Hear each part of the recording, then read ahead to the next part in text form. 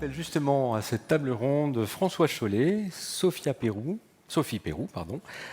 Fabien Schimasi, Romain Bastiste, le professeur Barouki. Alors je vais grosso modo vous poser la même question à toutes et à tous. C'est à commencer par François Chollet, le local de l'État. Quelles sont les actions publiques que vous pouvez entreprendre rapidement pour baisser la pollution atmosphérique? Vous en avez déjà un tout petit peu parlé au début, mais vous allez préciser votre propos. Alors merci de me donner la parole. Je vais peut-être diviser mon intervention en deux parties, en vous parlant d'abord de ce qui est, j'allais dire, non pas derrière nous, mais ce qui est acquis sur les principes. Et puis, dans une deuxième partie, plus brièvement, vous dire les questions que nous nous posons. Alors, la question des mobilités est un atout majeur, est un levier majeur pour réduire la pollution atmosphérique. Et j'appartiens à une équipe qui, comme d'autres, a pris à bras-le-corps ce problème avec plusieurs éléments. Le développement de transports en commun.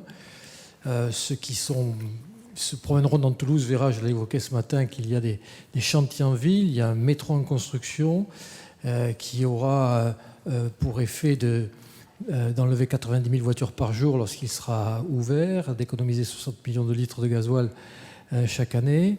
Il y a des bus à haut niveau de service, il y a un téléphérique urbain, donc il y a un effort important en matière de transport en commun. Il y a un effort important aussi, et très important, comme jamais ça n'a été le cas pour le vélo, en termes financiers, en termes de réflexion. Il y a un réseau express vélo, la ville se quadrille de pistes cyclables avec une place aussi pour les piétons et cette notion de double corridor dans laquelle on essaye d'éviter les conflits entre les deux, le piéton et les cycles.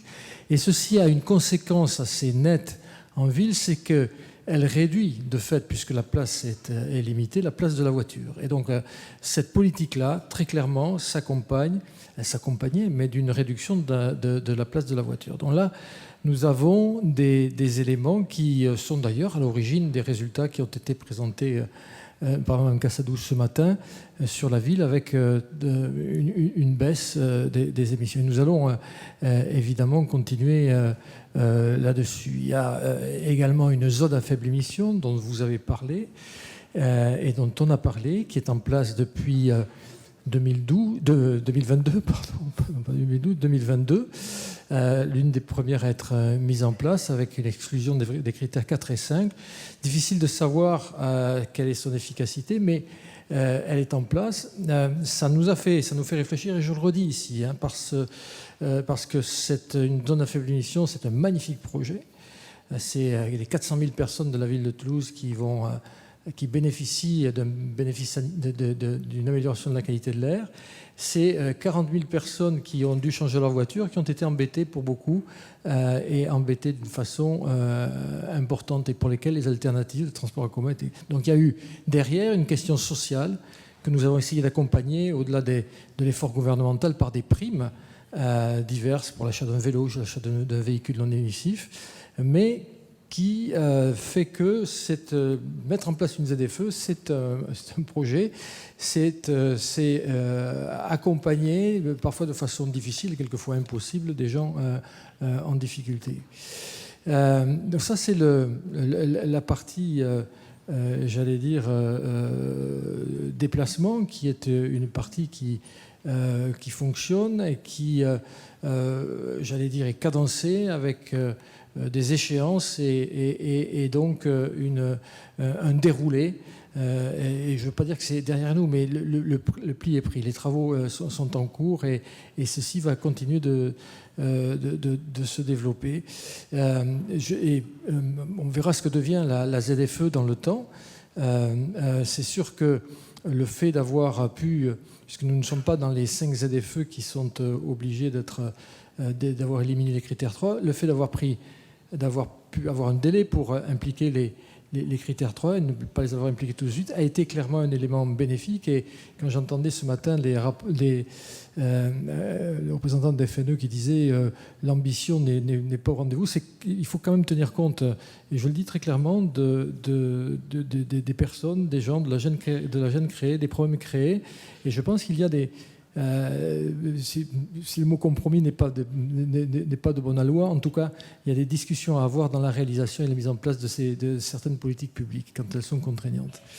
Donc ça, c'est l'aspect qui est l'aspect déplacement sur lequel cette ville est partie, est engagée et je pense va continuer son action.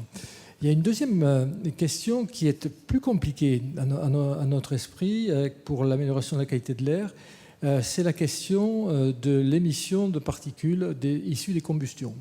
Alors, c'est peut-être pas tout à fait le sujet aujourd'hui, parce que j'ai vu que demain, il y avait un sujet là-dessus, mais c'est quelque chose qui est pas neutre. Nous avons ici une centrale d'incinération de déchets.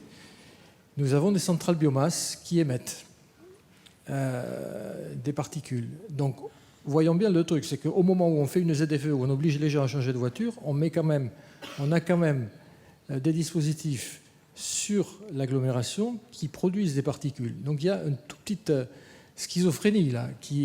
En tout cas, là aussi, il y a un accompagnement qui peut être un peu compliqué. Donc, les particules de la combustion viennent là. Ensuite, il y a une autre question derrière cette combustion qui nous fait souci, qui est, en tout cas qui nous interroge, c'est la question des foyers individuels. Autant on peut être rassuré, peut-être, enfin, vous nous le direz demain, je ne sais rien. En tout cas, je vous écouterai, moi, avec beaucoup d'attention par les centrales biomasse et puis par les dispositifs de filtration sur les centrales d'incinération. Voyons bien que dans cette ville, moi, je ne sais pas combien il y a de foyers individuels. Je ne sais pas où ils sont. Je ne sais pas exactement quel est le poids en matière de particules que les foyers individuels produisent sur la ville. C'est quelque chose qu'il nous faudra régler. C'est impossible d'avancer dans la pollution de l'air si on ne règle pas cette affaire-là. Donc il y a des initiatives que nous avons prises justement pour identifier les foyers, avec un dispositif de prime, essayer d'inciter les personnes à changer leur chauffage. Et aussi, il y a, disons, une vision des études que nous avons, mais là aussi, vous me le lirez demain. Je vois que les études sont beaucoup faites par les industriels. Et il y a peu d'études indépendantes, à notre connaissance, dans la pollution à partir des centrales biomasse et des foyers individuels. Je pense que c'est quelque chose qui manque. Donc voilà, si vous voulez, les deux éléments. Les mobilités d'un côté et avec quelque chose qui est non pas derrière nous mais qui est passionnant et qui prend corps et qui change la ville et change la qualité de vie aussi des Toulousains, j'en suis le témoin. Et puis quelque chose qui est à mon avis un peu plus compliqué, moins réglé, qui est la question des combustions des différentes particules. Quel regard portez-vous, vous l'élus toulousain, sur ces autres métropoles qui ont fait le choix de la gratuité du transport collectif ? Alors nous, c'est quelque chose qu'on ne fera pas du tout, et par conviction, et avec tout le respect que l'on a pour les choix qui sont faits, tout simplement parce que nous, l'analyse que l'on fait, c'est que c'est l'offre qui crée l'attrait. Meilleure est l'offre, plus les sujets prennent, les citoyens prennent les transports en commun. Et deuxièmement, parce que nous avons fait le choix, nous, de transports capacitatifs, qui sont des transports, non pas de surface, mais des transports enterrés, rapides, en site propre, et qui permettent de gagner du temps. Et nous avons misé sur le temps. Et donc, la capacité d'investissement, qui est celle de TCO, qui est l'autorité organisatrice, est absolument nécessaire. Et je pense que nous n'irons pas vers la gratuité. Ensuite, pardon, mais rien n'est gratuit. Si ce n'est pas l'usager qui paye une partie, et je rappelle que l'usager paye actuellement moins de 40% du prix total du billet, je pense que c'est l'impôt de tous les Toulousains qui le paiera. Merci François Chollet. Sophie Pérou, vous êtes la coordinatrice du plaidoyer, comme on dit, d'une coordination d'associations au niveau européen qui s'appelle HIL. Pardonnez-moi. Et votre message est évidemment différent de celui de l'élu local. Vous n'actionnez pas les mêmes leviers. Vous portez le plaidoyer auprès notamment des institutions européennes pour faire avancer la cause que nous défendons tous aujourd'hui. Alors quelle quel est votre discours, et notamment en ce moment, alors que se révise la directive sur la qualité de l'air? Bonjour à toutes et à tous. Merci beaucoup pour cette invitation. Donc effectivement, je suis Sophie Perroux de Health and Environment Alliance, HEAL. Qu'est-ce que c'est HEAL? Nous sommes donc une ONG. Nous faisons partie de ce qu'on appelle la société civile européenne. Donc nous sommes un lobby, nous aussi. Et nous faisons du plaidoyer. Et en fait, avant de commencer, je voulais vraiment prendre un instant pour remercier l'énorme travail qu'il y a derrière l'organisation de cet événement, parce que c'est extrêmement précieux que ce genre d'événement existe et qu'ils existent en région, et vous ne pouviez pas savoir à quel point vous êtes bien tombés sur les dates. Bravo, vous deviez avoir une boule de cristal, parce que la négociation à Bruxelles, c'est là tout de suite maintenant qu'elle se passe. Vous ne pouviez pas vraiment imaginer. Bravo aussi à toutes les scientifiques et tous les scientifiques présents dans la salle, parce que sans vous, ces discussions ne pourraient pas exister. Et bravo également à toutes les personnes membres de la société civile, parce que je sais qu'il y en a dans la salle, parce que sans vous, la voix ne serait pas portée. Donc ça, c'était très important de le dire. Maintenant, quel est mon discours, comme vous avez dit ? Alors, le thème de cette table ronde, c'est action publique. Eh bien, moi, dans action publique, ce que je vois souvent, c'est inaction publique. Pardon de mettre les pieds dans le plat, mais on a urgence à agir. Et donc, je ne vous cacherai pas que ce qui nous inquiète énormément en ce moment, c'est que les discussions au niveau européen portent sur les inactions, sur le temps qu'on peut faire passer avant d'agir. Or, là, on parle de sujets sur lesquels tout retard dans l'action publique sont des accélérateurs de coûts, que ce soit pour la pollution de l'air ou le changement climatique, puisque le changement climatique est en effet, comme ça a été dit, un exacerbateur des effets de la pollution de l'air. Donc, mon message, ce n'est pas mon message, c'est le message de toute une communauté que je représente aujourd'hui, et je suis très honorée de le faire. Il représente plus de 80 membres donc des associations dans toute l'Europe, donc l'Europe au sens de l'OMS, donc c'est une grande région qui dépasse l'Union européenne. Et parmi nos membres, qui sont nos membres? Nos membres sont des patientes, des patients, donc des personnes qui ont des problématiques de santé respiratoire au quotidien, que vous ne voyez pas toujours, parce que ces personnes, contrairement à d'autres, eh bien, ont d'autres choses à gérer avant de pouvoir prendre la parole publiquement, puisqu'elles ont à gérer leur propre santé. Par ailleurs, nous représentons aussi les scientifiques qui ont travaillé, entre autres, parmi certaines, derrière les guidelines de l'OMS. Donc c'est vraiment très important que ces personnes-là travaillent ensemble, et aussi les médecins. Et par ailleurs, les organisations de protection de l'environnement. Quelle est notre demande? Et notre demande, c'est qu'on aligne enfin nos normes sur la science. Le message, c'est qu'on est hyper en retard. En fait, ce qu'on entend, c'est oui, on ne peut pas faire ça maintenant, on ne peut pas faire ça ici, on ne peut pas faire ça comme ça. Ou alors, c'est pas nous qui sommes responsables. Ça, c'est des messages qu'on entend très souvent, et ce n'est pas le seul sujet sur lequel on l'entend. Rendez-vous compte que la législation actuellement en vigueur n'est pas alignée sur la science qui existait à l'époque où elle a été négociée. Puisque les guidelines de l'OMS actuellement, qui datent de 2021, ne sont pas du tout les premières guidelines, comme vous l'avez entendu. Et que, en fait, ce que propose la Commission, c'est d'aligner sur les précédentes guidelines, qui datent de 2005, ce qu'on appelle les valeurs intermédiaires. En réalité, qu'est-ce que c'est? C'est simplement les guidelines précédentes. Donc, il faut bien se rendre compte que non, on n'est pas assez ambitieux du tout, on est très, très en retard. Donc, le message principal qu'on a, nous, évidemment, c'est l'urgence. Et on n'est pas les seuls à le porter, puisque le rapporteur au Parlement européen de ce texte, qui s'appelle Javi López, qui vient de l'autre côté de la frontière en Catalogne, qu'est-ce qu'il dit? Il dit « We are in a slow motion pandemic ». Qu'est-ce que c'est une slow motion pandemic? C'est une pandémie à bas bruit, oui, effectivement. Donc il y a absolument urgence à agir. On ne peut pas se permettre de reculer sur un sujet comme ça. Oui, on est dans le dur de la négociation. C'est précisément le moment où il s'agit d'accélérer vraiment. Donc ça, c'était pour l'urgence. Maintenant, quelques chiffres, parce que je pense que vous êtes très fatigués après cette journée. Alors, il y a quelques chiffres qu'il faut quand même garder en tête. J'avais prévu de vous le dire dans l'autre sens et de finir sur les coûts, mais en fait, je vais le dire en premier parce que c'est ce qu'on oublie souvent. D'un point de vue économique, et ça peut peut-être vous surprendre d'entendre une ONG vous dire ça, c'est irrationnel de ne pas accélérer. C'est irrationnel. Ça coûte beaucoup plus cher d'attendre. Et ça, c'est pas nous qui le disons, c'est vraiment l'évaluation d'impact de la Commission européenne qui a été là donc pour soutenir sa proposition de législation. Elle nous dit quoi? Elle nous dit que sa proposition, donc qui est alignée sur les précédentes guidelines, n'est-ce pas, coûte 7 fois moins cher que de ne pas le faire. Vous imaginez, 7 fois moins cher. Nous, ce que nous demandons, c'est un alignement complet sur les valeurs de l'OMS d'ici 2030. Les médecins européens, les médecins généralistes demandaient d'ici 2025. Donc, vous voyez de quoi on parle. Le compromis, il est déjà là, en fait. Et là, même ce scénario-là, la Commission l'a évalué, et devinez quoi? Ça aussi, c'est beaucoup moins cher de le faire que de ne pas le faire. Le ratio, c'est 1 à 6. Donc, qui encore peut oser nous dire que non, on n'a pas le temps, on n'a pas les moyens de le faire? Si on a les moyens de le faire, il faut le faire. Maintenant, sur les coûts de la santé, puisque ça a été dit, ça coûte très cher.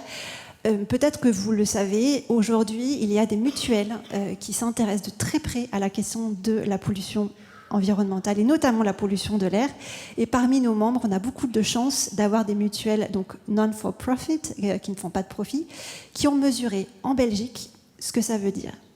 Et ce que ça veut dire, c'est dès qu'on augmente la pollution des PM2,5, on se rend compte, donc au-delà des valeurs de l'OMS, on se rend compte que les visites chez les médecins augmentent drastiquement, et notamment dans les services d'urgence. Et ça, on ne le dit pas assez souvent. Là, on est en train de parler d'un sujet de promotion de la santé qui n'est pas piloté par le ministère de la Santé. Donc, le ministère, on espérait que ce soit un ministère qui en parle beaucoup plus, mais malheureusement, elle ne le fait pas.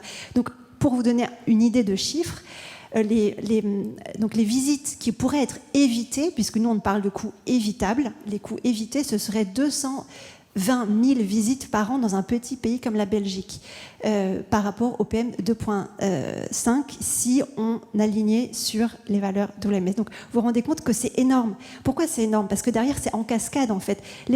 Quand vous allez aux urgences, il y a plein de gens qui sont allés dans les urgences dans cette salle, vous savez très bien que vous devez attendre votre tour. Donc en fait, les saturations des services d'urgence et les coûts que ça représente pour la sécurité sociale sont énormes. Et souvent, les ministères de l'environnement ne sont pas les plus outillés pour en parler, simplement parce que ce n'est pas leur service.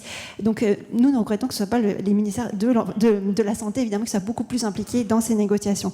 Maintenant, qui sont les publics les plus ciblés dans ces politiques? Évidemment, ce sont les groupes vulnérables. Est-ce que vous savez qui sont les groupes vulnérables? Eh bien, c'est nous toutes et c'est nous tous, les groupes vulnérables. Nous sommes toutes et tous vulnérables à la pollution de l'air. Ça dépend de notre âge en partie. Donc ici, peut-être dans la salle, il y a peut-être des personnes qui sont passées dans la catégorie à risque du fait de leur âge. C'est pas plus compliqué que ça. Maintenant, il y a des groupes beaucoup plus spécifiques qui sont les petits, les tout petits, les enfants, les fœtus, les femmes enceintes évidemment, les personnes qui sont déjà malades. Donc ce sont des groupes que nous essayons de visibiliser, et les personnes qui sont malades, et notamment des personnes qui souffrent de l'asthme, il y en a de plus en plus qui prennent la parole et qui disent très franchement, nous avons besoin que vous agissiez pour nous. Puisque, je le rappelle, ça a été dit ce matin, on parle quand même d'un cas extrêmement... d'un précédent tout à fait nouveau au Royaume-Uni, qui était donc Ella Deborah, une petite fille qui est décédée, et dont dans le certificat de décès, c'était vraiment indiqué que c'était la pollution de l'air qui l'avait causée. Je ne vais pas être plus long que ça, j'ai simplement une demande à vous faire sur la question des inégalités, puisque c'est un accélérateur d'inégalités sociales, cette pollution de l'air. S'il y a bien une chose dont j'espère que vous sortirez de cette journée qui sera très claire pour vous, c'est qu'aujourd'hui même, à l'heure où on se parle, nos gouvernements sont en train de négocier la prochaine réglementation, la prochaine directive. Et il y a un article extrêmement problématique sur lequel, au lieu de négocier les budgets de l'action, ils négocient le temps du retard. C'est le monde à l'envers. Il devrait être en train de négocier de combien d'argent on a besoin pour faire ce qui est nécessaire. Or, ce qui est en train de se passer, et c'est très grave parce que ça pourrait aller à l'encontre des valeurs basiques de l'Union européenne, on pourrait être en train de créer des inégalités par la loi. Et comment on pourrait être en train de faire ça? En décidant que des États membres qui auraient un PIB inférieur à la moyenne européenne, or c'est pas un scoop, dans toutes les moyennes, il y en a qui sont en dessous, il y en a qui sont au-dessus, n'est-ce pas? Eh bien, ce seraient des États membres qui pourraient demander du temps de délai. Pas 1 mois, pas 2 mois, 10 ans. Vous vous rendez compte, 10 ans, c'est colossal. Et ces États membres, on a compté, combien sont-ils? Eh bien, ils sont 17. Sur 27, ça fait énormément d'États membres. Et c'est totalement irrationnel, encore une fois, puisque c'est précisément là que les besoins sont les plus saillants, les plus importants. Donc notre message principal, c'est accélérer l'ambition, accélérer la négociation. Ça a déjà été dit ce matin, je suis absolument d'accord avec la représentante du gouvernement français. On a besoin de finir cette négociation avant les élections européennes. Mais ce ne sera pas la fin de l'histoire, parce qu'après, il faudra transposer, et j'espère que vous serez toutes et tous au rendez-vous là-dessus. Juste un dernier chiffre, puisque la docteure Marianela a dit ça tout à l'heure. Elle a dit oui, vous savez, on pourrait peut-être chiffrer le retard, combien ça fait en décès prématuré. Eh bien, figurez-vous que cela a été fait, pas plus tard que la semaine dernière. Donc il y a un article du Guardian qui relaie une publication qui est sortie la semaine dernière dans le International Journal of Public Health. Le chiffre, c'est 330 000 décès évitables qu'on est en train de décider de ne peut-être pas éviter sur 10 ans si on acceptait cette histoire d'inégalité en raison du PIB dans les États membres. C'est absolument vertigineux et ça ne peut pas être ce que les États membres envoient comme message juste avant les élections européennes. Merci à vous. Merci Sophie Pérou.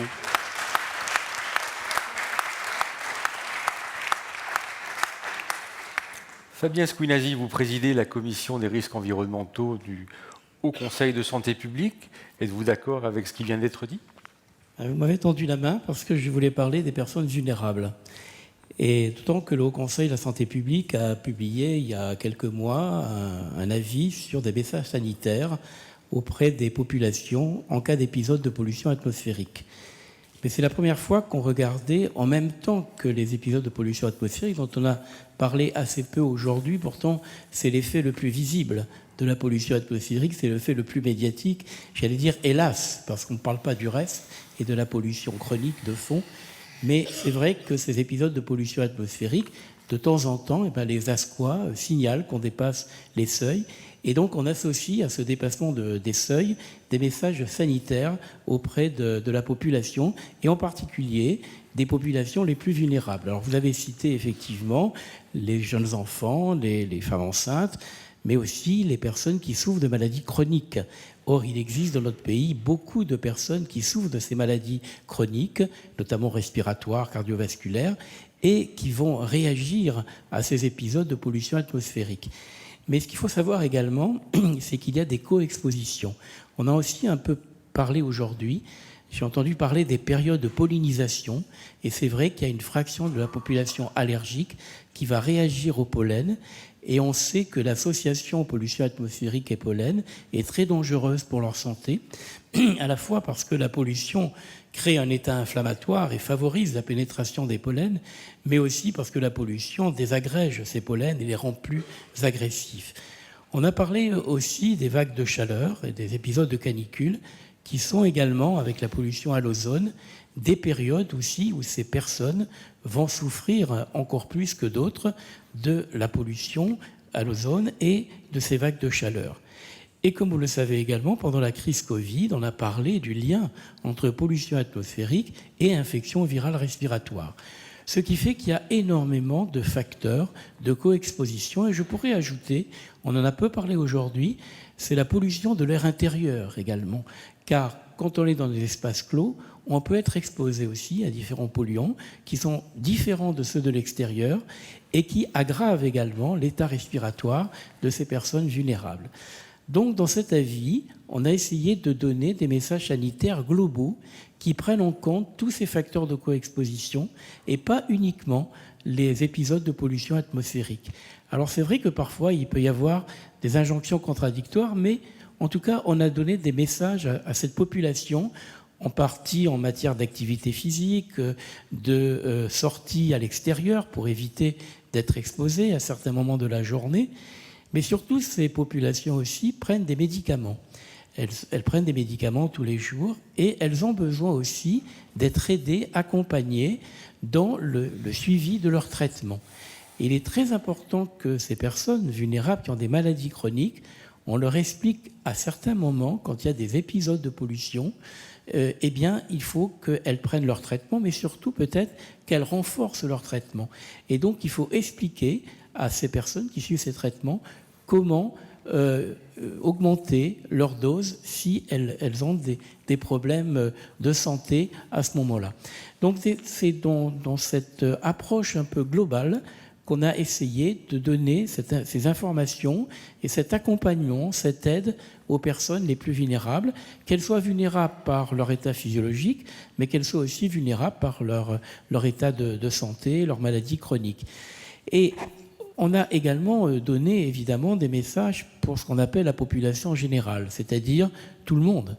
Alors vous l'avez dit, tout le monde peut être vulnérable, effectivement, à certains moments, quand on a des niveaux très élevés de pollution, eh bien tout le monde peut souffrir de cette pollution atmosphérique avec les différents composants de cette pollution. On en a parlé aujourd'hui essentiellement des polluants réglementés. On parlera demain d'autres types de pollution. Et donc le but de cet avis qui est publié sur le site du Haut Conseil, je remercie d'ailleurs certains de nos collègues qui ont participé à ce travail, pour donner des messages sanitaires à la population en cas de co-exposition à ces différents facteurs environnementaux, car il faut le savoir, tous ces facteurs arrivent sur la même cible, la sphère respiratoire, les polluants atmosphériques, les pollens, l'ozone, les virus, les bactéries, tous ces facteurs environnementaux arrivent sur la même cible et donc vont agresser le même endroit de l'organisme. Voilà ce que je voulais vous dire en quelques mots sur cette action auprès de ces populations. Et alors, réduire ces épisodes de pollution atmosphérique, évidemment, c'est réduire la pollution de fond. Et donc, je rejoins le travail d'aujourd'hui. Réduire la pollution de fond, c'est réduire ces épisodes de pollution, les niveaux de ces épisodes de pollution, et donc protéger la santé de tous ceux qui sont vulnérables. Merci Fabien Askenazi. Romain Bastiste, ce matin, Diane Simiou nous montrait que même si on arrêtait l'essentiel du trafic automobile en région francilienne et donc à Paris, on aurait du mal à atteindre les recommandations, enfin le seuil recommandé par l'OMS. C'est bien ça. Est-ce que jusqu'où peut-on aller? Alors, donc il y a selon les polluants, donc il y a plus ou moins de difficultés donc à atteindre ces valeurs. Notamment, on a fait un travail, enfin Air Paris a fait un travail en pour le compte de la métropole et Paris pour faire justement des trajectoires, voir quels étaient les efforts à faire sur le trafic automobile et sur les autres sources d'émissions en polluants. Et donc, on se rend compte que pour atteindre les futures normes, les recommandations OMS, notamment pour le PM2.5, on doit agir sur les émissions situées en dehors de l'Île-de-France. Mais ce n'est pas pour autant que le combat doit toujours continuer d'être mené pour baisser ces concentrations le plus possible. Mais voilà, même en réduisant le trafic automobile à zéro, on aura toujours d'autres sources d'émissions. On pourra être en dessous des valeurs concernant le dioxyde d'azote, mais il restera le problème des particules fines et qui sont générées par de multiples autres sources d'émissions, notamment, comme on en parlait tout à l'heure, la combustion biomasse et notamment le brûlage de bois individuel, qui représente une source très importante. Quand on a discuté pour préparer cette rencontre, vous me parliez d'une étude portant sur les émissions du trafic fluvial, oui, qui est effectivement une source qu'on oublie tout le temps. Ça représente combien pour l'Île-de-France et est-ce que là, il existe des solutions techniques ou organisationnelles pour les réduire? Oui, c'est vrai que c'est à l'échelle de l'Île-de-France, le trafic fluvial et le ferroviaire représentent 4%, 5% des émissions, que ce soit en NOx ou en PM2.5 ou PM10. Ce n'est pas le plus gros émetteur, mais pour autant, ça peut être une source qu'on peut mettre de côté sans raison particulière. Donc on avait voulu lancer une étude pour mieux la caractériser, parce qu'on avait aussi quelques plaintes quand même de pollution de proximité. Lors d'une balade, des émissions très ponctuelles de bateaux particuliers qui pouvaient entraîner une gêne plus de proximité. Voilà, à ce niveau-là, on a lancé donc une étude, on a fait des mesures in situ sur un panel de 8 bateaux qui se voulait le plus représentatif de ce qui naviguait sur la Seine. et en dehors et à l'intérieur de Paris, parce qu'on a vraiment une géographie, une typologie de bateaux vraiment différente. Dans Paris, c'est 80% de tourisme en gros, et en dehors de Paris, c'est 80% de transport commercial, de transport de matière. Et donc, il y a une norme qui vient d'être sortie, qui date de 2019-2020, qui concerne tous les engins non motorisés, non routiers, et donc qui englobe notamment le trafic fluvial. Et ces nouvelles normes qui sont applicables à l'achat de nouveaux bateaux et à l'achat de nouveaux moteurs, donc avec une flotte qui se renouvelle des fois tous les 20 ans, donc c'est très lent. Mais l'étude a révélé que si on arrivait à conformer par exemple à cette norme-là tous les bateaux de transport de matière, on avait des gains de plus de 70% environ d'émissions pour le trafic fluvial en dehors de Paris. Et pour Paris, la solution, ça serait de passer à l'électrique, parce que pour le bateau de tourisme qui fait beaucoup d'allers-retours, c'est une solution qui est viable, qui n'est pas viable pour le transport de matériaux, parce que les puissances sont différentes. La ville a la main sur ce sujet, ou il faudra travailler avec d'autres partenaires ?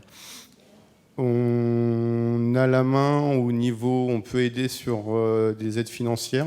Il y a déjà des aides financières qui sont en cours pour le passage à des solutions hybrides ou à des solutions moins émettrices. On souhaite les renforcer. On est en lien aussi avec les voies navigables de France, avec Aropa Port pour les aider à renforcer aussi tout ce qui est point de fourniture d'électrique. De courant électrique, notamment pour les bateaux qui sont à quai, pour éviter qu'ils fassent tourner des groupes électrogènes ou de leur moteur pour la vie du bateau à quai. Donc déjà supprimer toutes ces pollutions qui sont inutiles. On parlait tout à l'heure des véhicules routiers qui sont toujours à l'arrêt avec le moteur enclenché. Ça, on ressemble un petit peu à ce niveau-là. Et on peut aussi penser à des solutions qui facilitent au niveau des contrats, les amodiataires des quais. Si ceux-ci font des efforts pour la transition écologique, notamment en ayant une flotte plus verte, on peut peut-être permettre des périodes plus longues d'occupation des quais pour leur permettre d'amortir ces coûts-là, parce qu'un bateau, le moteur, ça coûte au moins 90 000 €. Les nouveaux moteurs de type Stage 5, donc les nouveaux qui sont de la norme depuis 2020, coûtent environ 200 000 €. Donc c'est un coût fort à amortir. Et donc en permettant des durées plus longues de contrat, on permettrait à ces entreprises, qui sont souvent des PME et des petites entreprises, de plus facilement évoluer leur parc. Merci. Tari Bemlarnian, vous nous disiez tout à l'heure que, quand vous nous parliez de l'étude sur les 15 agglomérations françaises, que la configuration urbaine pouvait expliquer une partie des différences entre les résultats que vous nous avez présentés. Quels peuvent être les facteurs aggravants ? Alors, dans les facteurs aggravants qui peuvent expliquer pourquoi dans certains endroits, et là c'est à l'échelle d'une ville, je mettrais ma main à couper que même intra-ville, on observerait cette hétérogénéité. Je pense qu'on peut classifier 3 types de facteurs aggravants ou mitigeants qui peuvent un petit peu limiter ces effets-là.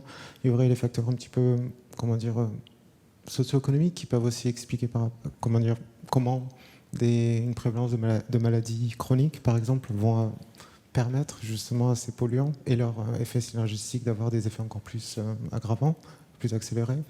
Il va y avoir des aspects liés à ce qui a été aussi discuté ce matin sur les synergies avec des polluants plus à long terme et existants qui vont être en lien avec certains polluants, les particules et notamment la composition de certaines particules. Mais il y aura aussi des caractéristiques plus du bâti et de la manière dont la ville est organisée par rapport à justement des caractéristiques du bâtiment, la manière dont le logement va être construit, les caractéristiques de polluants intérieurs, etc. Donc il y a une infinité qu'on peut catégoriser dans ces 3 groupes qui peuvent expliquer cette hétérogénéité. En pratique, c'est assez compliqué de quantifier ça, mais c'est des choses qu'on essaie de faire en tout cas à l'échelle des codes postaux ou à l'échelle des villes pour essayer vraiment pour prioriser entre guillemets vers où il faudrait agir. Je pensais notamment à la ville de Nantes, qui est l'une des agglomérations où on voit les résultats les plus marquants, qui a priori est régulièrement balayée par l'air du large, et pourtant on voit que c'est plus grave qu'ailleurs en quelque sorte. Oui, à un moment donné, j'aurai la réponse à pourquoi Nantes a le plus grand effet. J'ai mis les pieds à Nantes une fois, donc j'ai pas beaucoup d'expérience de terrain pour ça. Mais il y a Et c'était assez surprenant. Toulouse, je m'attendais à ce que Toulouse soit particulièrement prédominante, Toulouse étant connue pour des niveaux assez élevés d'ozone. Mais c'est vraiment quelque chose qu'on ne comprend pas. Parce qu'encore une fois, ça ne veut pas dire que Nantes a les niveaux les plus élevés d'ozone, c'est vraiment que quand il y a de l'ozone qui est généré à cause de la chaleur, cet ozone-là va vraiment avoir une part prépondérante sur la mortalité qui n'aurait pas lieu si l'hashback de chaleur n'avait pas eu lieu, si on raisonne contrefactuellement. Merci. Professeur Barouki, peut-être pouvez-vous tenter une synthèse de cette table ronde avant que l'on passe à la session de questions-réponses ? Oui, je répondrai à ça, mais je vais d'abord essayer de répondre à une autre question, si vous voulez bien. Que je n'ai pas posée. Que je vous n'avez pas posée, mais Pierre Souvé m'a dit, tu fais de la politique. C'est ce que font les politiques. Non, ils répondent à la question que vous n'avez pas posée. Donc, je vais poser la question, est-ce que les chercheurs peuvent faire baisser la pollution atmosphérique ? Voilà. Donc, je vais faire plaisir déjà à Anne Laborie qui me disait tout à l'heure que je n'ai pas cité de la tribune ce week-end qui est parue dans Le Monde, et on est certains ici à l'avoir co-signé. Madame Hervieux l'avait fait. Et qui appelle pour un GIEC des produits chimiques. Parce qu'au fond, quand on y réfléchit bien, si on pense en termes de changement climatique, finalement, le GIEC a eu un poids qui est quand même assez important. C'est-à-dire, quand le GIEC sort un rapport, les gens le lisent, ça fait tout le monde en parle, mais personne ne le lit. Non, mais ils lisent les résumés. Bon, mais les journalistes, les médias sont là pour aussi simplifier, parce que c'est assez grand. Et à côté de ça, les scientifiques qui participent au GIEC ont un rôle majeur. Enfin, Jean Jouzel, Valérie Masson-Delmotte, bien d'autres, quand ils parlent dans les médias, ils portent une parole qui est fiable parce que équilibrée, au fond. Le GIEC fait des scénarios. Il dit pas « c'est ça hein ». Je veux dire, il dit « avec ce qu'on sait, il y a plusieurs scénarios et en fonction de ça, si on a un bon comportement, on a le scénario minimal, sinon on va vers un scénario catastrophique ». Et puis, bon, donc il y a à la fois les incertitudes, mais il y a aussi, quand il y a une accumulation de données, des arguments forts. Et donc on se dit, dans l'air, il y a beaucoup de substances chimiques, dans l'eau aussi, etc. Est-ce que dans le monde de la chimie, au fond, est-ce qu'il ne pourrait pas y avoir quelque chose au niveau international où des chercheurs qui sont des chercheurs indépendants, ou des scientifiques, je veux dire plus généralement, qui connaissent bien la situation, peuvent émettre comme ça des avis et se mettre d'accord sur un certain nombre de rapports qui fassent école. Donc, ma réponse est oui, finalement, les scientifiques peuvent faire baisser la pollution atmosphérique s'ils contribuent à la manière dont le GIEC a pu contribuer. Donc, pour résumer, je pense que la table ronde a montré qu'il y a plusieurs leviers quand même d'action. Certains sont des leviers locaux, d'autres sont des leviers au niveau de la réglementation. On a parlé d'Europe et on a parlé de quelque chose d'extrêmement local. Je pense que dans ce monde-là, il faut agir à tous les niveaux. Et je pense qu'il ne faut pas je pense qu'il faut attendre de l'Europe, peut-être des Nations Unies, parce qu'on est à cette échelle-là, on n'est plus, c'est une échelle internationale. Les Nations Unies, personne n'y croit trop maintenant, mais bon, en réalité, c'était fait pour ça aussi. C'est une guerre qu'on a en face de nous, donc il faut des outils qu'on a en général pour lutter contre les guerres. L'Europe, le gouvernement, mais aussi à l'échelle locale et puis à l'échelle individuelle. Et on doit avoir en fait cet ensemble-là. Je pense qu'il y a la bonne nouvelle, c'est qu'il y a des choses à faire. On a parlé tout à l'heure, il y avait une figure avec des tableaux sur les co-bénéfices, comment ils peuvent. Et puis les choses sont difficiles parce que quand on touche à l'un des aspects, on aggrave l'autre. Mais bon, il y a des choses à faire. Il y a déjà des co-bénéfices. Elles ne sont pas toutes si douloureuses que ça. Certaines sont douloureuses, d'autres pas. Lorsqu'elles sont douloureuses, moi, je suis assez d'accord qu'on ne peut pas négliger une partie de la population qui est souvent assez défavorisée et qui peut considérer qu'elle est en train de souffrir de ces décisions-là. Donc c'est un plan. C'est-à-dire c'est une transformation. Ce n'est pas juste une petite évolution, c'est vraiment une transformation. Il faut aider ces gens-là. Et je pense qu'on a eu plusieurs exemples. Et bon, pour revenir aux scientifiques, on a eu aussi des exemples de jeunes scientifiques comme Tariq, comme Emeline tout à l'heure, qui montrent qu'il y a de l'espoir pour qu'on puisse alimenter encore en données utiles. Je remarque qu'il y a un acteur qui me semble être important, que vous n'évoquez que très rarement, qui est le citoyen. Et on voit dans la présentation que Alejandro Colsa a faite de son plan de transformation de Londres, qu'il y a eu un gros effort porté sur les questions de communication, de pédagogie. Est-ce que ça aussi, c'est pas le grand oublié de ces politiques d'abattement des pollutions atmosphériques? Je pense que, enfin, je ne sais pas si c'est le grand oublié, parce qu'on en parle quand même de temps en temps. Et quand, voilà, tout à l'heure j'ai dit qu'il y a quelque chose qui est au niveau très global, au niveau local, ville ou réalité, et puis au niveau du comportement et donc du citoyen. Mais le citoyen, il peut agir à différents niveaux par son comportement, mais ça ne suffit pas. Ça ne suffit pas. Il ne faut pas tout mettre non plus sur le dos. Vous avez qu'à bien agir et il y aura moins de pollution. Non, ça, c'est pas vrai. Donc, il peut quand même faire quelque chose. Il peut contribuer et puis aussi contribuer, justement, d'un point de vue plus militant peut-être, ou politique ou autre, ou par son métier, à améliorer les choses. Il y a plusieurs niveaux mais je suis assez d'accord. Il y a un rôle éminent des citoyens dans ce combat-là. Parce que ce que vous nous avez évoqué, ce sont finalement des phénomènes qui sont souvent très complexes, pas toujours très bien connus d'ailleurs, pas faciles à décrire, et le grand public est totalement ignorant de ces questions. Bien sûr, enfin, mais d'abord on peut faire un effort de communication comme vous l'avez dit, et je pense qu'il y a un certain entre nous dans la salle qui passe beaucoup de temps à faire ça, et c'est très bien, et je pense qu'il faut le faire.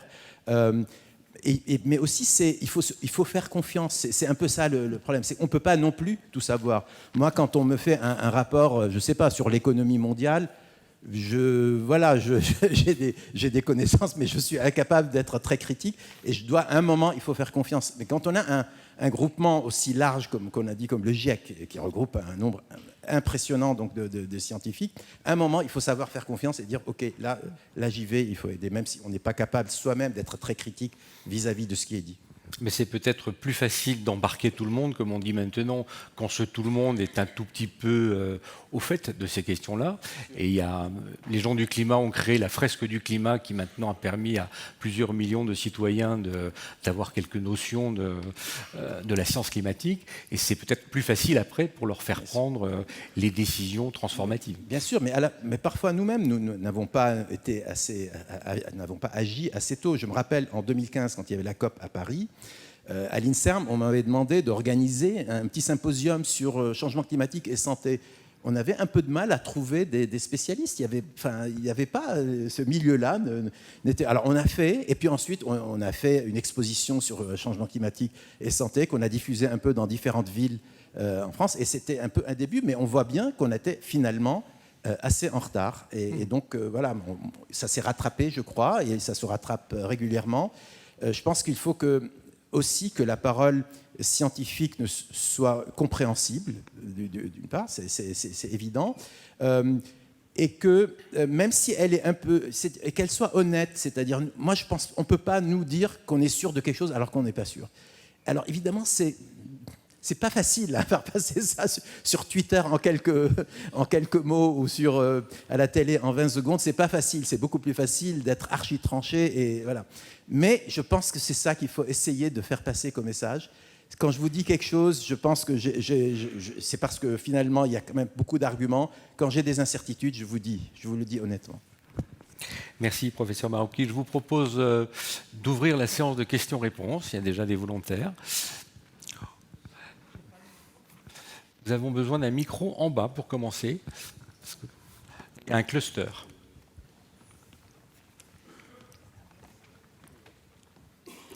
Alors d'abord au premier rang et ensuite au second, et après on risque de remonter.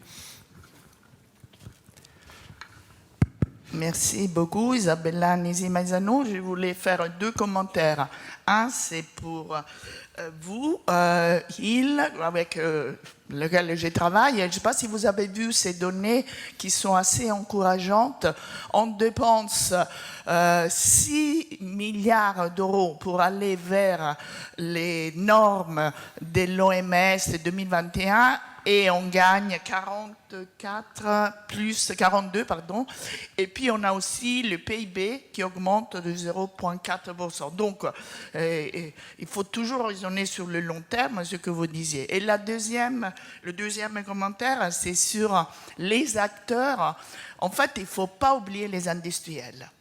Parce qu'ils nous ont fait traîner avec diesel, pas de électrique, etc., etc.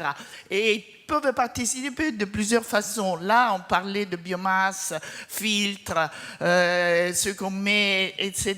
Et évidemment, c'est un partenaire qu'il faut impliquer, sensibiliser, et donc même s'il y a plein de conflits d'intérêts, d'ailleurs, comme vous l'avez dit, monsieur, c'est eux qui font souvent l'état des lieux, ils disent c'est dangereux, c'est pas dangereux, etc.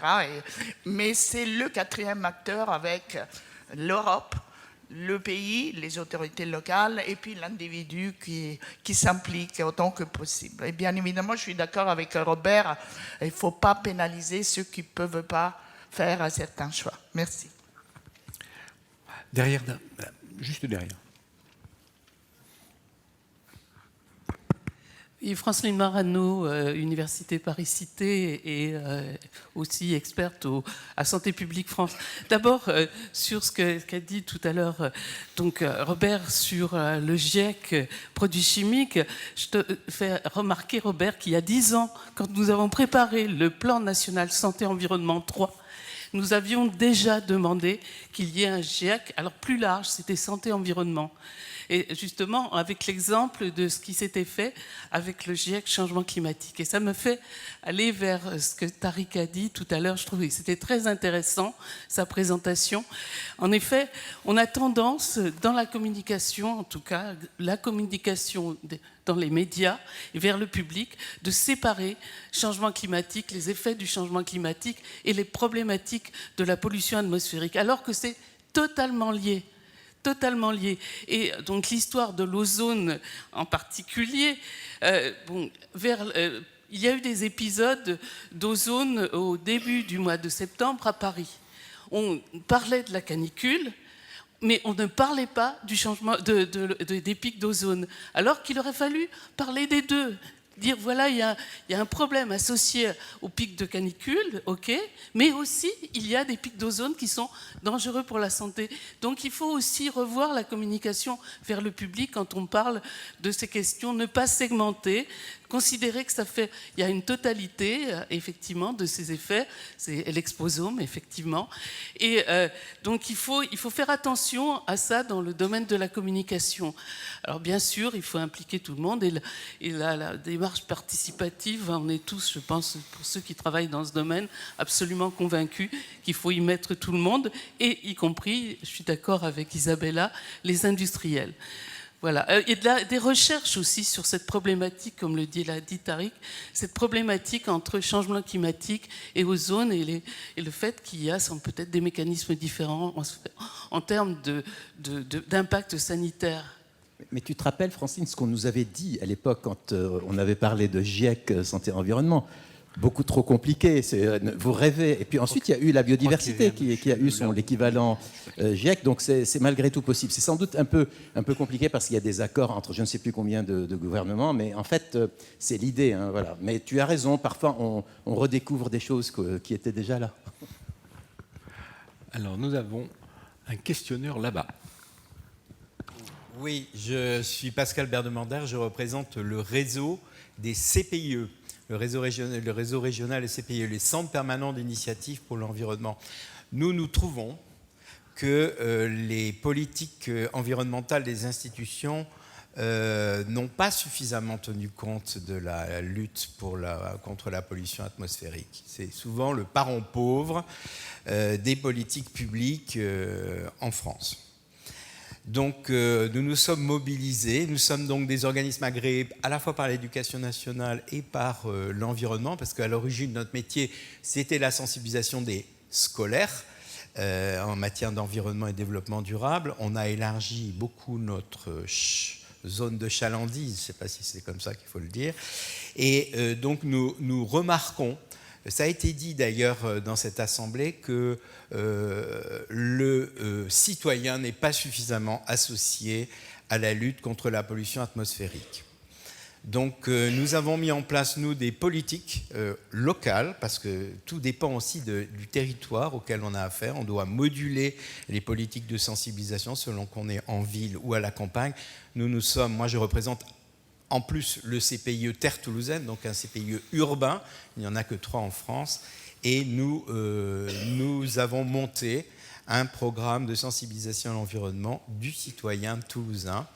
Je dois dire d'ailleurs, puisque M. Chollet est là, que la ville de Toulouse, Toulouse Métropole, nous associe, nous a commandé des actions de sensibilisation. Mais c'est rare. Voilà. Et donc, nous avons également lancé un programme. Alors, ce programme qui était toulousain est devenu régional, puisque nous sommes dans un réseau. Et puis, nous avons lancé une coopération avec une ville du Brésil et une ville de Côte d'Ivoire pour faire de la recherche-action sur la pollution atmosphérique, essayer de sortir aussi de nos sentiers battus ici, hein, de voir ce qui se fait ailleurs. On apprend beaucoup de choses en comparant nos politiques. Et dernière chose, nous avons lancé également un programme qui s'appelle Raster, une politique destinée à mettre en place un réseau des acteurs de la surveillance de la qualité de l'air. Voilà, Raster, avec une subvention, une aide de l'ADEME. Donc voilà, nous sommes disponibles pour les institutions ici présentes. Les CPIE sont parfaitement conscients de la nécessité d'associer les citoyens, le citoyen, à ces politiques de protection de la qualité de l'air.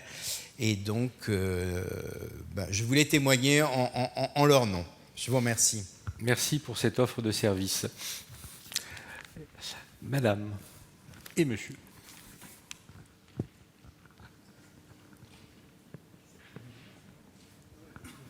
Merci, bonjour, je suis Catherine Tardif et je représente France Nature Environnement au conseil d'administration d'Atmo Normandie, la SQUA d'une autre région. Donc, c'est la communication sur l'ozone et les épisodes de canicule qui m'a fait penser à interpeller les décideurs locaux, en fait. Et en aparté, je vois qu'on constate tous que c'est au niveau souvent des villes qu'il se passe réellement des choses.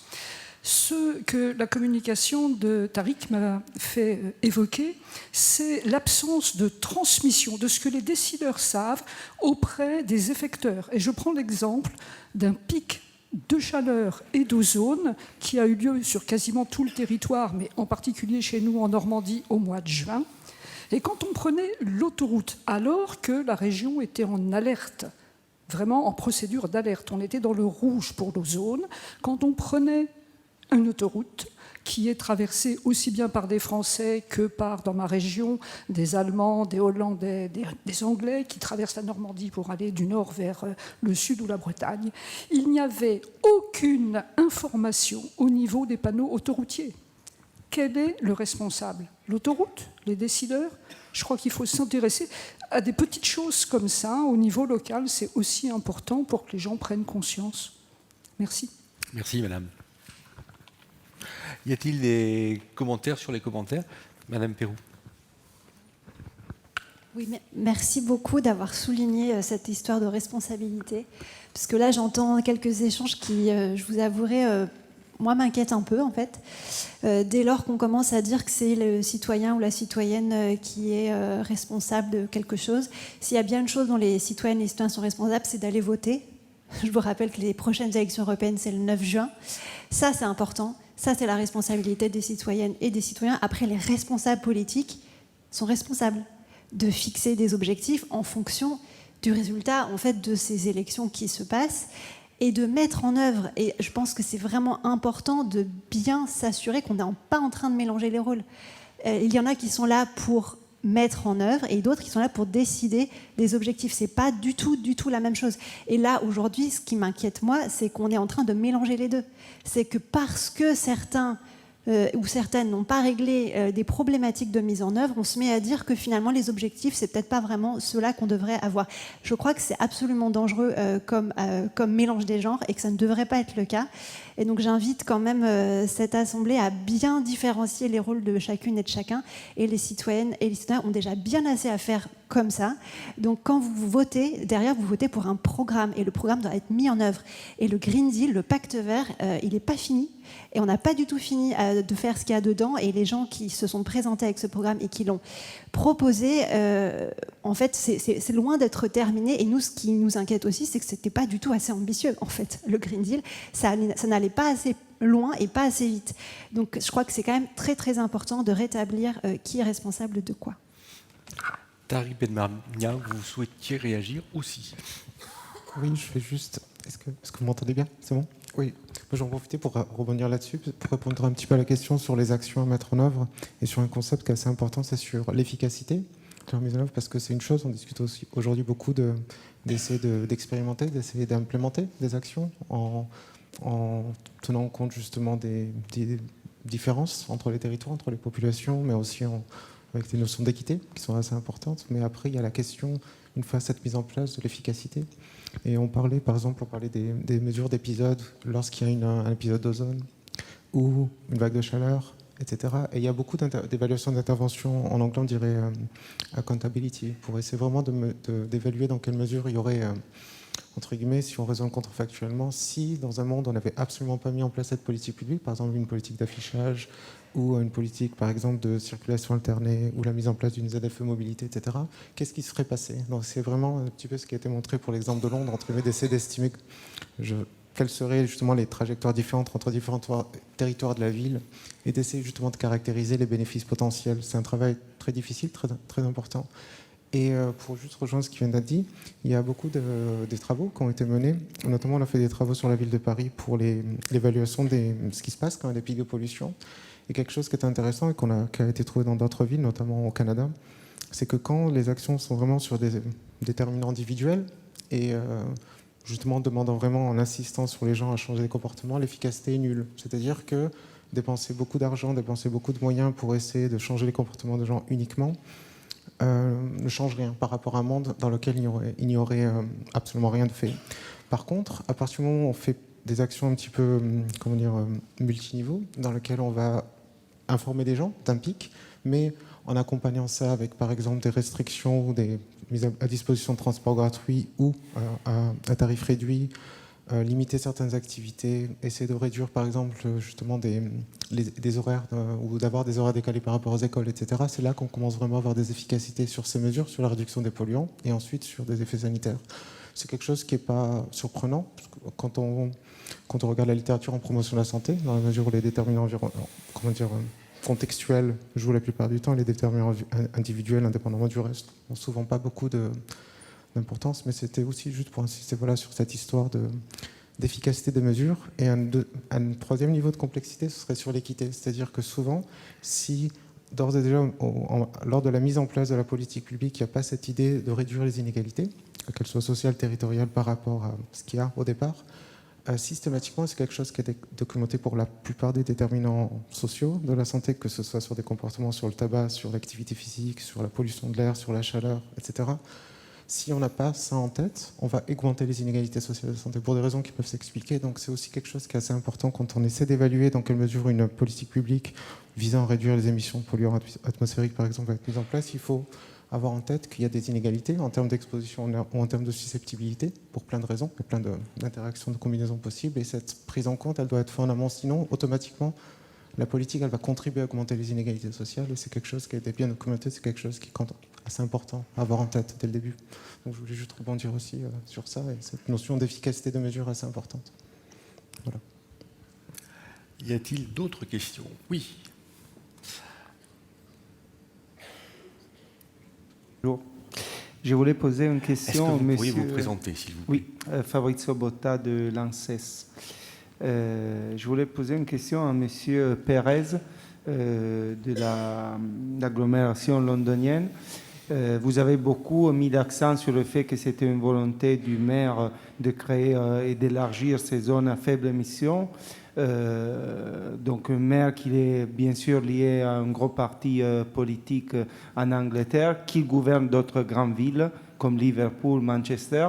Comment est fait un peu un retour d'expérience au sein des partis pour que d'autres villes suivent un exemple quand, comme vous le montrez, il y a un impact positif de ces actions sur la qualité de l'air, etc. Est-ce qu'il y a vraiment des niveaux de groupe de travail où il y a chacun va dans son sens, il y a une action commune? Merci.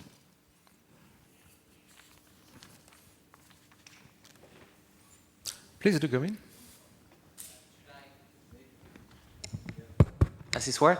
Hi, I think I got the question right. So I think in terms of sharing with other cities is what you mean.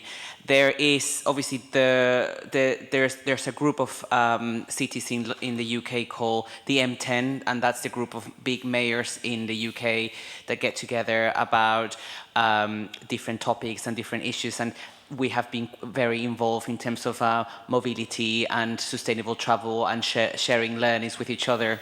That's more like a formal group between mayors, but outside that there are groups of cities such as UK 100. It's a kind of like a grouping of cities in the UK, C40 internationally, and the Mayor of London is the chair of C40, and with them we're sharing the learnings of our programs. And in fact, one of the key programs in London, Breathe London, that I mentioned before, now we have got $30 million investment from Bloomberg Philanthropies to create this program called Breathe Global.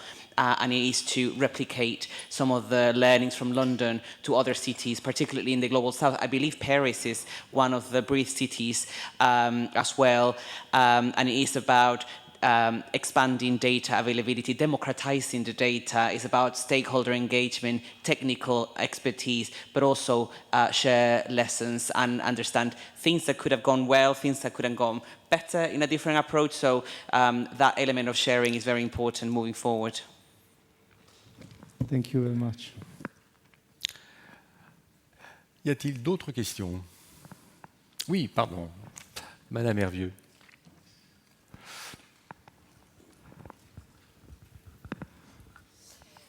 Oui, je voulais faire un petit commentaire parce qu'avec toutes ces... Ah oui, Catherine Hervieux, présidente d'Atmo France.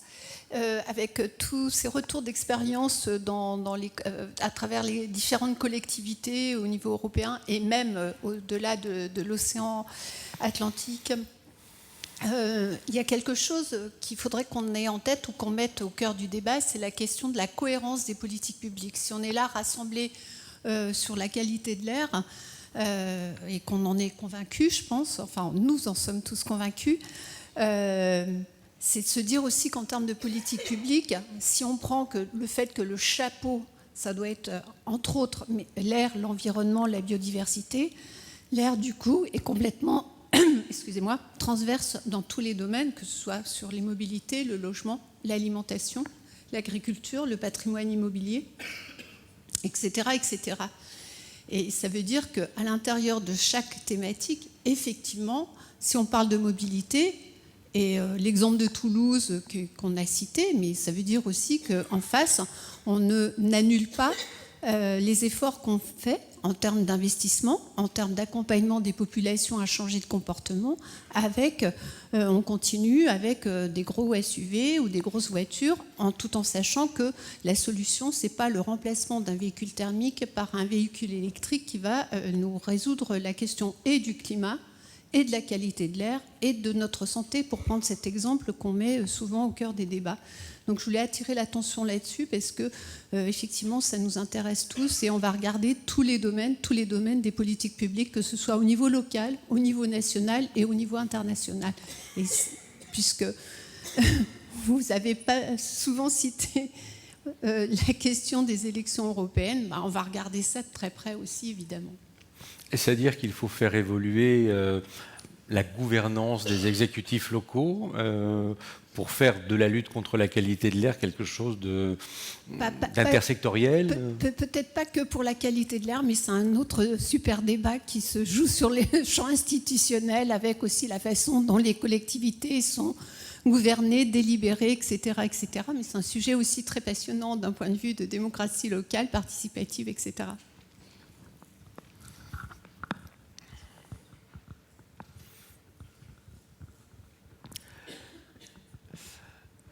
Ah, il y a une question tout en haut.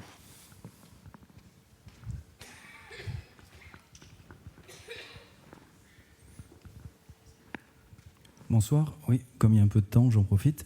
Je me présente, je suis Paul Guérin, en fait je suis simple citoyen et contribuable à Toulouse, donc plutôt une question qui va être de terrain et concernée par tous ces sujets de pollution et de santé publique.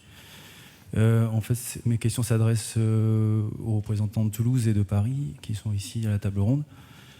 Qu'en est-il justement, pouvez-vous m'éclairer sur la régulation en fait, des SUV? Qu'est-ce que ça changerait? Quel serait l'impact en fait, mesuré notamment sur les récentes nouvelles sur Paris? Concernant Toulouse, est-ce que des mesures similaires sont envisageables, notamment pour des questions de pollution, évidemment, mais aussi de conflits d'espace entre notamment les vélos roulants sens interdit autorisés et les SUV, et les 4x4 et les RAV. Deuxième point, c'est sur les 2 roues et les 3 roues thermiques. Qu'est-ce qui est prévu au niveau des municipalités ici représentées sur cette question, sachant qu'il y a une étude donc, de l'ICCT qui, il me semble, en 2018 à Paris a démontré que ces véhicules polluaient plus que les voitures, mais beaucoup plus. Alors je sais que le sujet est très controversé. Je mets aussi les 2 pieds dans le plat, puisque je suis là. Je sais qu'il y a un contrôle technique très très polémique dont il est question à venir sur ces véhicules, ce parc des 2 roues, des 3 roues thermiques. Donc, je le répète, d'après cette étude, je ne sais pas s'il y en a d'autres qui pollueraient plus, en tout cas en concentration dans les centres urbains. Je parle pour les centres urbains toujours, parce que c'est mon domaine. Et les critères 1 associés à ce type de véhicules, que ce soit des SUV ou des 2 roues thermiques, donc ne résoudrait pas la question. Donc ça rebondit un peu aussi sur le sujet qui avait été évoqué ce matin sur les ZFE et les critères 1 qui sont associés à ces véhicules. Puisque par exemple pour les SUV, les particules les plus fines passent les filtres et donc sont aussi présents dans l'air que nous respirons, nos enfants, nos aînés, etc. Et enfin, voilà, ma question c'est est-ce qu'on attend que ça coûte encore plus, comme disait Madame sur la table ronde? Qu'est-ce qu'on fait? Est-ce qu'on agit? Comment on fait pour assurer le citoyen que je suis là-dessus et mes enfants à ce sujet? Merci. Je me permets de répondre en premier, comme j'ai le micro dans la main, et qu'il y a une votation très récente sur les SUV qui a fait parler. Voilà, moi je donne mon avis donc, de technicien, je ne suis pas du tout décideur. Au niveau des gains, des réductions en émissions de cette interdiction, enfin de ce prix de stationnement non résidentiel plus cher des SUV, vu que on a cette même problématique pour pas mal d'actions et de politiques publiques mises en place dans Paris. Comme c'est très dense, comme les actions sont très entremêlées, c'est compliqué vraiment de dégager quel est le gain d'une action par rapport à une autre. On sait juste qu'un SUV va plus émettre qu'un véhicule normal qui arrive à être plus lourd au niveau du freinage parce qu'il sera plus lourd, au niveau de l'accélération parce qu'il sera plus lourd. Et les permettre qu'il y en ait moins dans Paris, ça augmente aussi, enfin ça réduit la gravité des accidents parce que c'est des véhicules qui sont plus lourds, qui sont plus hauts. Ça met aussi en sécurité les cyclistes qui ont plus de place pour ensuite circuler. Donc voilà, d'un point de vue technique, nous de toute façon, avec ma casquette de technicien qui travaille pour améliorer la qualité de l'air, nous si on ne pouvait pas avoir 2 voitures dans Paris, on serait content. Après voilà, c'est pas nous qui décidons. Donc c'est pour enchaîner sur votre autre question sur les 2 et 3 roues motorisées. Donc s'ils sont plus polluants que les véhicules, c'est pas pour tous les mêmes polluants. Il me semble que les 2 roues motorisées, par exemple, vont produire plus de COV. Et c'est pour ça qu'ils vont être plus polluants. Et par contre, leur fraction est quand même moindre que les véhicules. Donc voilà, nous, d'un point de vue technique, on est pour qu'il y ait moins de trafic, bien entendu. Mais après, il y a toutes les considérations politiques qui sont bien entendu derrière. Et interdire, c'est pas toujours sur des contextes d'émissions de pollution atmosphérique. François Chollet, vous souhaitiez compléter? Oui. Si vous voulez, alors, juste pour témoigner, donc, le choix politique que nous avons fait et que l'équipe du maire de Toulouse, de Jean-Luc Moudinque, a fait, c'est celui de la décarbonation maximum. Et c'est la raison pour laquelle, ce que j'ai dit tout à l'heure, sur les transports en commun, sur les vélos a été développé avec tout le système de primes, donc décarbonation maximum. Le fait est que si nous voulons atteindre les objectifs de décarbonation qui sont les nôtres en 2030, moins de 40% d'émissions de gaz à effet de serre, on aura beau faire tous les transports en commun que l'on voudra, ça ne suffira pas. Il nous faut d'autres leviers pour la décarbonation. Et c'est la raison pour laquelle la décarbonation du parc restant, du parc roulant, est pour nous fondamentale, à l'inverse de ce que vous disiez, madame. Et c'est la raison pour laquelle nous avons, mis en place des dispositifs d'aide au changement de véhicules pour les particuliers, pour des véhicules non polluants, des véhicules électriques. Et nous sommes allés au-delà, nous avons mis un stationnement à Toulouse gratuit pendant 3 ans, à l'image de ce qui s'est fait dans le nord de l'Europe, pour les véhicules électriques. Parce que l'objectif maximal, c'est la décarbonation. La décarbonation, cette ville produit 3 millions de tonnes de CO2 chaque année, cette métropole produit 3 millions de tonnes. Nos objectifs, c'est 1700 en 2030. Et pour y arriver, la marche est haute. Donc c'est l'objectif décarbonation. Alors maintenant, sur les SUV.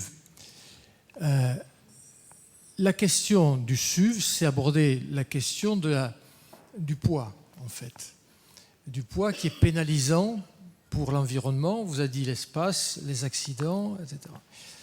Ce que nous renvoient les services, c'est que les SUV, et vous l'avez dit un peu, monsieur, c'est un peu compliqué d'aborder cette question-là.